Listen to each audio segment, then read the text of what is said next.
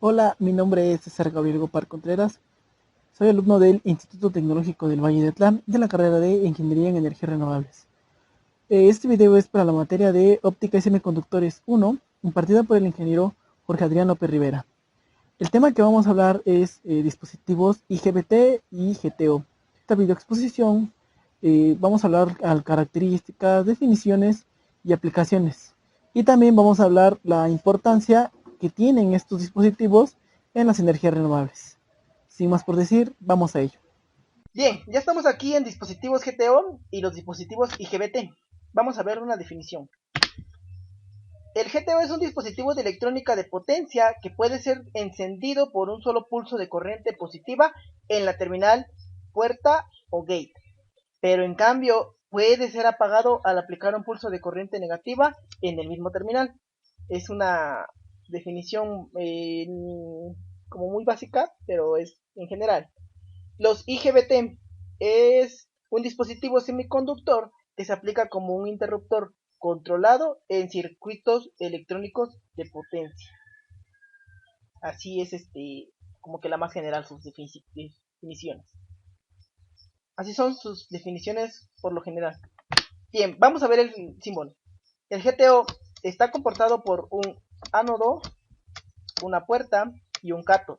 El ánodo está expresado por la letra A, la puerta está expresada por la letra G y el cátodo por la letra K. El IGBT, aquí vemos la puerta por la letra G, el emisor y un colector. Más adelante veremos cuál es la diferencia entre ánodo, cátodo, colector, emisor, pero pues vamos. Y así podemos encontrar en los circuitos a los GTO y a los IGBT. Características de los GTO. Puede ser encendido por un solo pulso de corriente positiva de corriente en la terminal puerta o gate, es lo que dijimos, pero igual puede ser apagado por una corriente negativa. La corriente de puerta tiene que ser mucho mayor, por lo que el generador debe de estar más dimensionado. El GTO con respecto al SSR disipa menos potencia. El SSR, ¿qué es el SSR? Es el recolector es el rectificador controlado de silicio. Ese es un tipo de tiristor formado por 4 capas de material semiconductor con estructuras PN-PN o bien NP-NP. Es por lo general, algún compañero de ellos, ¿no? Es un dispositivo también, pero aquí como vemos las características es más potente el GTO. ¿Qué es el SSR? Es el rectificador controlado de silicio. Es un es un tipo de tiristor formado por 4 capas de material semiconductor con estructuras PN-PN o bien NP-NP. Elimina los componentes auxiliares en la conmutación forzada que den como resultado una reducción en costo, peso y volumen. Elimina el ruido acústico y electromagnético debido a la eliminación de bobinas de inducción en la conmutación y desactivación más rápida, permitiendo frecuencia de conmutación más altas. Bien, esas son las características de los GTO. Vamos a ver las características de los IGBT. Vamos a ver. Rapidez al momento de efectuar una conmutación. Es adecuado para altas frecuencias de conmutación, por lo que se ha sustituido al VGT en muchas aplicaciones. Son tan rápidos que las frecuencias de impulsos que se generan son impredecibles por el oído humano y tienen la capacidad de corriente de un bipolar, pero no requiere de la corriente de base para mantenerse en conducción. Y por último, ofrece la ventaja de controlar sistemas de potencia aplicando una señal eléctrica muy débil en la puerta. El funcionamiento del GTO. Este es un pequeño esquema de cómo funciona el GTO, pero podemos ver que aquí está, por ejemplo, bueno, está aquí el encendido y la corriente. Que en sí, ¿cómo funciona? El GTO tiene una estructura de 4 capas, típicas de los componentes de esta familia. Su característica principal es su capacidad de entrar en conducción y bloquearse a través de señales adecuadas en la terminal de la puerta G. Aquí podemos ver ¿sí? El mecanismo de disparo es parecido al del SSR, suponiendo que está directamente polarizado. Cuando se le inyecta corriente a la puerta, circula corriente entre puerta y cátodo. Como la capa de la puerta es suficiente fina, gran parte de los portadores se mueven hasta la capa N adyacente. Atravesando fina, gran parte de los portadores se mueven hasta la capa N y atravesando la barrera de potencial y siendo atraídos por el potencial del ánodo, dando inicio a la corriente anódica. Si esta corriente se mantiene por encima de la corriente de mantenimiento, el dispositivo no necesita de la señal de puerta para mantenerse en conducción.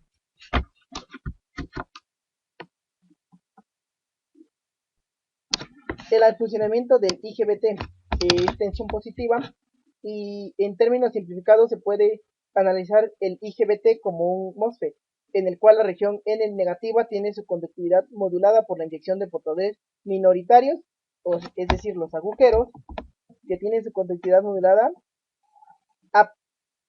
es decir, los agujeros, a partir de la región P. La región P. Una vez que N está directamente polarizada, esta mayor conductividad produce una menor caída de tensión en comparación a un MOSFET similar. El control del componente es análogo, o sea, por la aplicación de una polarización entre puerta y emisor. También para el IGBT el accionamiento disparo se hace por tensión. La mayor tensión que puede soportar se determina por la unión N, polarización directa, y por el otro, la N negativa, que es polarización inversa. Y como se divide en dos regiones muy dopadas, se puede concluir que un IGBT no soporta tensiones elevadas cuando es polarizado inversamente.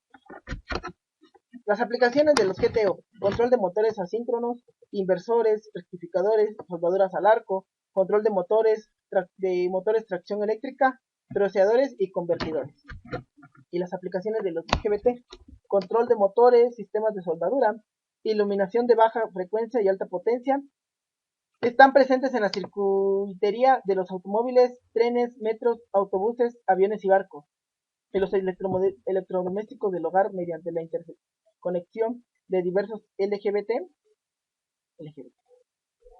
Los electrodomésticos del hogar mediante la interconexión de diversos IGBT que controlan los motores eléctricos.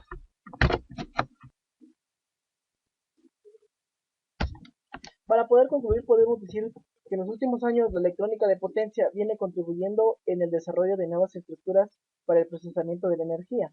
Se está volviendo muy común generar energía eléctrica de diversas formas y convertirla en otra forma para poder utilizarla. Como ejemplo de esto se puede citar las fuentes renovables, bancos de baterías y la transmisión de energía eléctrica en corriente continua, que ponen a disposición la tensión de la red en niveles y formas diferentes de los de la red eléctrica original. Los principales usuarios de estas señales son los equipamientos electrónicos que usan tensiones en niveles diferentes de las disponibles de la red eléctrica. Los accionamientos de máquinas eléctricas que modifican la tensión de la red eléctrica para controlar las máquinas y finalmente en los sistemas eléctricos la transmisión de energía en corriente continua y la conversión de frecuencias. Todo esto se ha logrado en el desarrollo de los dispositivos semiconductores. En primer lugar, se utilizaron dispositivos de conmutación natural, diodos, los que presentaban muchas limitaciones de operación y generaban una importante contaminación de armónicos en las redes eléctricas. Estos posteriormente fueron evolucionando pasando por la invención del rectificador controlado de silicio, del SSR. Este invento dio inicio a la electrónica de potencia moderna. Con el paso del tiempo fueron apareciendo otros dispositivos como el TRIAC, tiristores bloqueables por puerta, es decir, los GTO, los transistores bipolares de potencia, los BGT, los transistores de efecto de potencia, los MOSFET, los transistores bipolares de puerta aislada, los IGBT, los transistores y tiristores de inducción estática, SITH y SITH, tiristores de puerta tipo MOS, MST, entre otros. Estos dispositivos pueden ser clasificados según su frecuencia de operación y capacidades de procesamiento de energía. En pocas palabras, podemos concluir este video diciendo que estos dispositivos han ayudado mucho en sentido de la energía, porque fuera de lo común, pues se empezó generando energía con los diodos, o sea, la potencia de los diodos era bastante en ese entonces, pero poco a poco fue evolucionando hasta llegar a estos dispositivos que pueden, que usen tensiones en niveles diferentes de la disponible de la red eléctrica. Es decir, que estos dispositivos han ayudado mucho a la humanidad y pues son muy importantes porque en cuestiones de la energía renovables es muy importante porque se están volviendo muy común y muy importantes para ellos.